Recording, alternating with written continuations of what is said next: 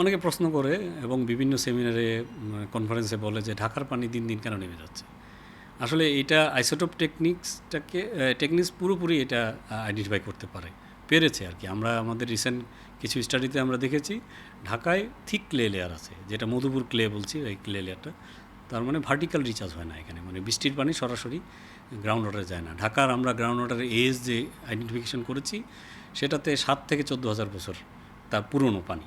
তো আমরা ইউজ করতেছি প্রচুর পরিমাণে পানি, আমরা ইউজ করতেছি মিউনিসিপ্যাল পারপাসে, ইউজ করছি আমরা ইন্ডাস্ট্রিয়াল পারপাসে, ইউজ করছি আমাদের হাউস হোল্ড পারপাসে। তো দিন দিন ওয়াটার লেভেল নেমে যাচ্ছে।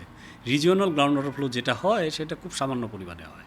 অর্থাৎ ঢাকায় আমাদের প্রপারলি গ্রাউন্ড ওয়াটার ম্যানেজমেন্ট করার জন্য ইন্ডাস্ট্রিয়াল ইউজটাকে আরও অন্য সোর্স থেকে নিলে গ্রাউন্ড এবং আমাদের অ্যাকুইফার রিচার্জ যেগুলো মারের মাধ্যমে বা আর্টিফিশিয়াল রিচার্জের মাধ্যমে করলে আস্তে আস্তে ঢাকার লেয়ারটা হয়তো পুরো সম্ভব না, বাট এটা সম্ভব যে অ্যাকুইফারটাকে দিন দিন রিচ করা।